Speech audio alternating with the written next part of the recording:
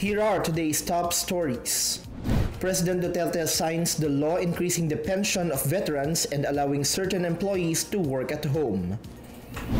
Bangladesh urges the Philippine government to speed up the resolution of the bank heist involving RCBC officials. The Department of Agriculture vows to help vegetable farmers affected by oversupply in Cordillera. And the PNP is ordered to stop cops from drinking alcohol in public and going to disreputable places.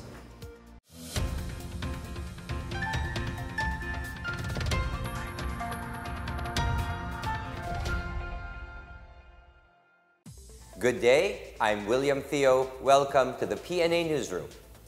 President Rodrigo Duterte has signed some pending laws. Among these are the provision of higher pension for war veterans and for the option for employees to work at home. More on this from Miguel Hill. President Rodrigo Duterte signed a law increasing the monthly old age pension of Filipino war veterans from 5,000 pesos to 20,000 pesos per month. Republic Act 11164 increases the old age pension of war veterans. The pension hike is only eligible to living senior veterans and non-transferable to any of their family members and/or dependents. Moreover, the President also signed a law institutionalizing the rights of employees in the private sector who work from their homes. Under the Telecommuting Act, employers are required to give online workers the same rights, protection, and compensation as their counterparts who physically go to the office. Some of the benefits mandated by the new law are overtime pay, rest days, training opportunities, and collective bargaining rights. Meanwhile, President Duterte declared the last Monday of January every year as a special working holiday in observance of the National Bible Day. Under Republic Act 11163, the President recognizes the value of the Holy Bible as a core of Christian faith. The law emphasizes and encourages the development of the moral character and spiritual foundation of the Filipino people. For the PNA Newsroom, I am Miguel Hill. The Department of Agriculture allocated 100 million pesos for the Cordillera farmers who were forced to throw away truckloads of vegetables because there were no buyers. DA Cordillera officials confirmed that farmers failed to sell their produce due to Tropical Depression Usman, which prevented deliveries in the Bicol and Visayas region. The DA and the Philippine Crop Insurance Corporation will start identifying farmers who suffered losses and the estimated value of the vegetables they threw away. Agriculture Secretary Emmanuel Piñol meanwhile slammed articles on Facebook blaming the DA for being insensitive towards the plight of the farmers. Reports say farmers in Benguet province were forced to throw away tons of vegetables that they harvested last week as prices sank in markets and trading posts amid oversupply. Piñol assured the affected farmers that the government will compensate them for the losses they incurred due to Usman. The Department of Environment and Natural Resources will tighten its campaign to clean up Manila Bay by inspecting sewage outfalls and pipes leading to the sea. The inspection aims to help DENR and other authorities trace sources of untreated wastewater discharging into Manila Bay so corrective measures can be undertaken. Manila Bay's rehabilitation is the DENR's next big target after the rehabilitation of Boracay Island. DENR Secretary Roy Simatu targets restoring Manila Bay's waters to a level fit for swimming and other contact forms of recreation. The Philippine National Police has reported to the Commission on Elections the areas of concern in the upcoming Bangsamoro plebiscite and the midterm elections. PNP Chief Oscar Albayalde has listed down 18 cities and municipalities that may be placed under COMELEC control. He says the COMELEC will reveal later which areas will be declared as election hotspots. Among the areas of concern are Cotabato City, which was hit by a terror-related bombing last December 31st, and Daraga in Albay due to the killing of Ako Bicol Party List Representative Rodel Batocabe. The Supreme Court junks a civil suit by journalists arrested during the Manila Peninsula siege. And the leader of Sri Lanka is set to visit the Philippines next week. More on these and other news around the metro from Benj Bondo. The Supreme Court upheld the dismissal of the class suit filed by 37 journalists arrested during the 2007 Manila Peninsula siege led by Senator Antonio Trillanes. The journalists filed a complaint against the PNP, AFP, and members of the administration of former President Gloria Macapagal Arroyo. The High Court says the complainants have not proven that their freedoms of speech and of the press were violated and that the respondents acted within their authority. In other news, Sri Lankan President Maithripala Sirisena is set to visit the Philippines from January 15 to 19 upon the invitation of President Rodrigo Duterte. Sirisena will be holding bilateral discussions on areas of mutual interest and visit the Asian Development Bank in Manila and the International Rice Research Institute in Los Baños, Laguna. The two nations celebrates today the 58th anniversary of diplomatic relations. Meanwhile, AFP Chief of Staff General Benjamin Madrigal warns members of CAFGU to avoid partisan activity, especially in the upcoming plebiscite for the Bangsamoro Organic Law in the midterm elections. Madrigal says those who engage in political activities will face criminal charges. Madrigal's statement came amid reports that some politicians are using CAFGUs as private armed groups. The AFP vows to remain apolitical and non-partisan. For the PNA Newsroom, I'm Benj Bondo. Still to come, Bangladesh urges the Philippine government to speed up the resolution of the bank heist involving RCBC officials. Davao City signs an agreement to help in the conservation of sea turtles. More on these when the PNA Newsroom continues.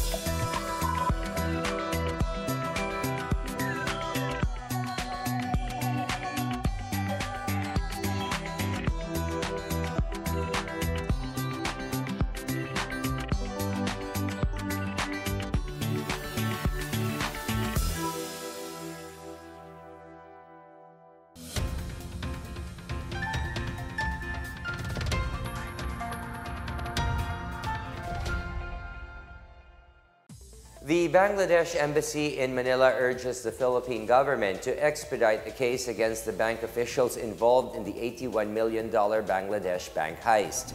This as the Makati Regional Trial Court found former RCBC branch manager Maia Digito guilty of 8 counts of money laundering. Bangladesh Ambassador Asad Alam Siam says the Department of Justice, or DOJ, is handling another case against 6 other RCBC executives involved in the stolen funds. He is hoping that the case could be expedited and could go on to trial soon for a decision. Digito was sentenced to 4 to 7 years of prison for each count. Part of the stolen money was transferred at RCBC Jupiter Makati, where Digito was former manager, and deposited to 4 US dollar accounts. The Department of Energy, or DOE, says around 5% of all gas stations in the country have prematurely implemented the second tranche of excise tax under the train law. DOE Undersecretary Felix William Fuentabella says the department will issue show-cause orders to 444 oil stations, asking them to explain why they implemented the tax increase so early. He says the implementation of the tax hike will start around January 15 to February 1st this year. The DOE requires all oil firms to submit their daily, monthly, and annual inventory reports ending December 31st, 2018 for the agency to identify the old stocks in the market. The minimum requirement for crude oil inventory of oil stations are at 15 days for imports and 30 days for those processed by refineries. The DOE official notes that all the finished goods at the start of the year are already slapped with higher excise taxes. The city government of Davao City, the Aboitiz Group, and the DENR have further strengthened its partnership for the protection and conservation of marine life, particularly the endangered hawksbill turtles. They signed a memorandum of agreement for the establishment of the Pawikan Center, a rescue and hatchery facility at the Aboitiz Clean Energy Park in Punta Dumalag, Matina, Aplaya. Mayor Sara Duterte Carpio has offered the manpower counterpart for the establishment of the rescue center. She says the city government is renewing its commitment in protecting the endangered marine species. Meanwhile, the Aboitiz Group remains committed to building additional facilities inside the Clean Energy Park, which is their commitment to protecting an endangered hawksbill turtle and preserving its habitat. DENR, on the other hand, will provide technical assistance, facilitate information and education campaign on marine turtle conservation, and establish Punta Dumalag as critical habitat for marine turtles and other marine life. Aside from the MOA signing, Aboitiz Group also released back into the sea a 15-year-old marine turtle named Crocky, which was rescued by residents of Barangay Sasa and turned over to the Clean Energy Park on December 6, 2017. The DSWD provides emergency shelter for victims of tropical depression Ompong. Meanwhile, authorities are set to test the Mactan Channel for contamination. More on these stories from the provinces from Janice Cabe. In Cagayan and Isabela, the Department of Social Welfare and Development is providing emergency shelter assistance for over 6,000 families who lost their homes due to tropical depression Ompong last September. There will also be a cash for work program as well as repairs on infrastructure and facilities damaged by Ompong. In Cebu, the Environmental Management Bureau will coordinate with the Philippine Coast Guard in conducting water sampling at Mactan Channel, where hospital wastes were recently found floating. The EMB-7 imposed a 250,000 peso fine against the waste disposal firm Davao City Environmental Care Incorporated and 100,000 peso fine against the Chonghua Hospital for violations related to improper disposal of hospital waste. Authorities are investigating other hospitals whose wastes were reportedly found at sea. In Cavite, the Philippine Coffee Board Incorporated will open its South Luzon field office in Amadeo, the province's coffee capital. The PCBI aims to get their services closer to coffee farmers and stakeholders and help them monitor and extend all needed assistance to help boost the productivity of farmers. The office will service neighboring coffee-producing towns of Indang, Silang, Alfonso, Magallanes, General Emilio Aguinaldo, the city of General Trias, and other South Luzon locations. For the PNA Newsroom, I'm Janice Cabe. Up next, the PNP is ordered to stop cops from drinking alcohol in public and going to disreputable places. Members of the Sangguniang Kabataan are encouraged to volunteer in drug rehab facilities to learn more about illegal drugs. The PNA Newsroom returns after these reminders.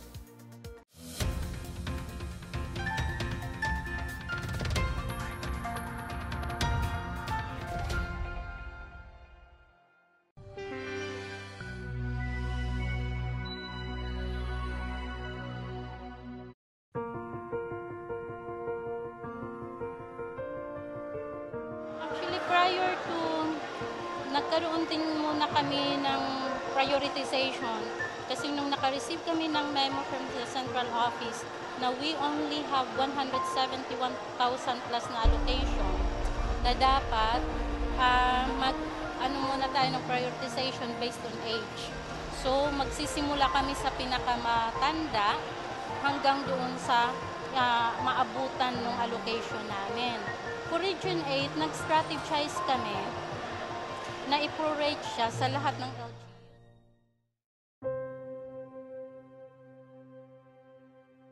Nag-aaral na yung baby ko. So, inaayos ko muna bago ako umalis. Kung hindi, kailangan ako umalis ng madaling araw. Pero kung ang payout malayo, I have to leave at 3 o'clock, 4 o'clock. So, ang asawa ko na talagang nag-aalaga sa anak namin. Pinaresign ko siya kasi ayoko din na yaya lang ang mag-aalaga. And yung takot na, kasi we do not know the people around us. Tapos kailangan naming magbiyahe nung napakatagal. We do not know what will happen to us along the way. Ang pinakamalayo pong payout ay yung doon sa Tagapulan, Samar. It's an island in Samar na kailangan namin umalis ng Tacloban 4 o'clock in the morning and we arrive in Tagapulan 7 o'clock in the evening. Ang difficulty ko doon is yung Tagapulan ay isolated island. So kung sino yung mga nakasakay sa boat, kilala nila. Kung may stranger doon, ibig sabihin may special na activity na gagawin doon. And it was made known to them na may payout. Kahit wala di kami nakasuot ng may logo, pero the fact na strangers yung mga mukha namin, pwede kaming, actually narinig ko na ito yata yung mga taga-DSW ng payout. So yun yung danger ba na pwede kaming pagkaisahan nila kasi ilan-ilan lang kami, yung mga ganyan po.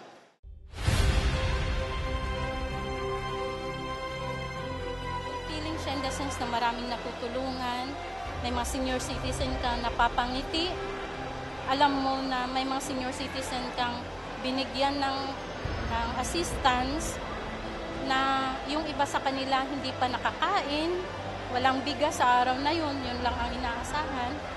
Despite of all the challenges, I will remain. Kasi sometimes, ini-imagine ko yung sarili ko, what if andito ako sa field na to? Parang di ko napipil yung satisfaction. So, kahit madaming challenges sa DSWD, God's will, kung ano yun ang gusto ng Panginoon, I will remain.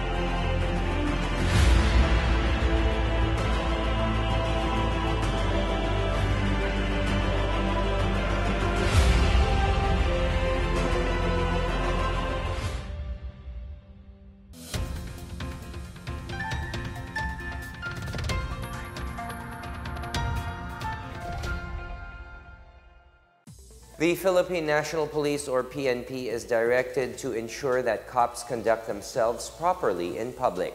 That includes banning cops from drinking in bars, nightclubs, and in public places. Interior Secretary Eduardo Año expects all senior officials of the PNP to lead by example. He agrees with the President's statement that people tend to lose their respect and trust in the PNP when they see drunken policemen in public. Cops who are seen drinking in public places may face administrative charges such as dereliction of duty and insubordination. For its part, the AFP says the military has a long-standing order for its personnel against going to disreputable areas, including casinos and bars. Meanwhile, the President also directed the police to break off drinking sessions along sidewalks, parks, and other public places as it scares away other people. In our foreign news, a study reveals that older Americans share the most number of fake news. The study released by the American Association for the Advancement of Science asserts the majority of fake news sharing around the previous election were from Americans aged 65 and up. They were also found to have shared fake news 7 times higher than their younger counterparts. It also revealed that Republican respondents and self-described independents shared more stories from fake news domains than Democrats.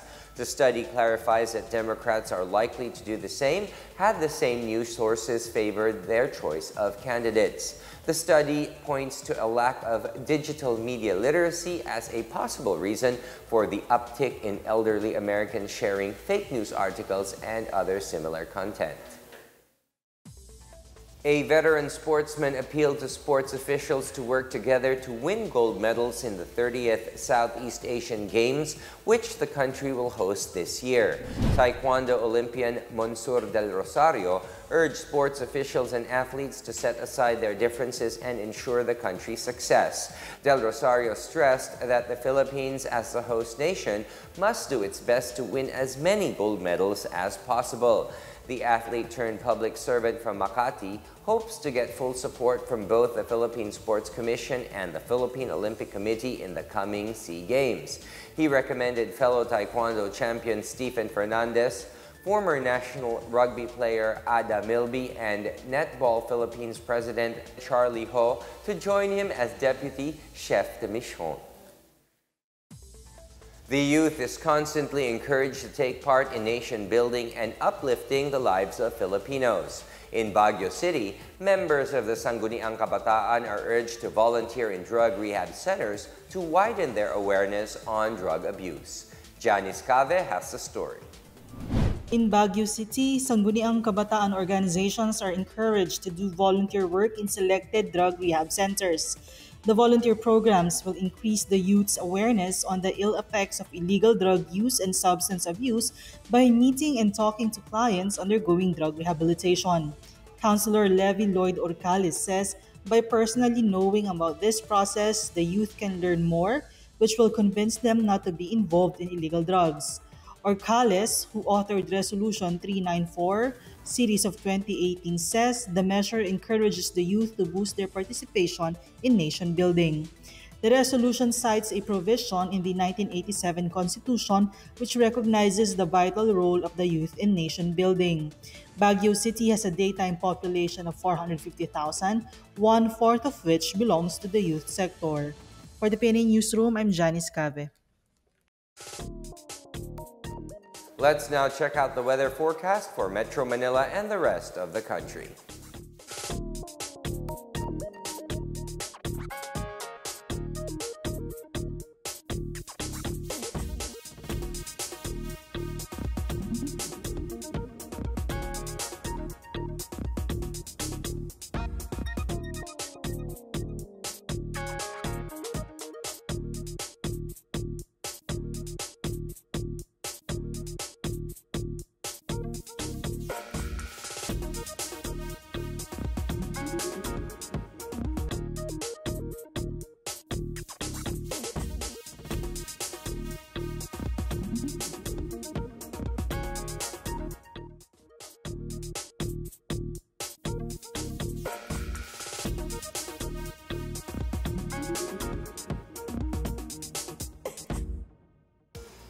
Let's take another look at today's biggest stories.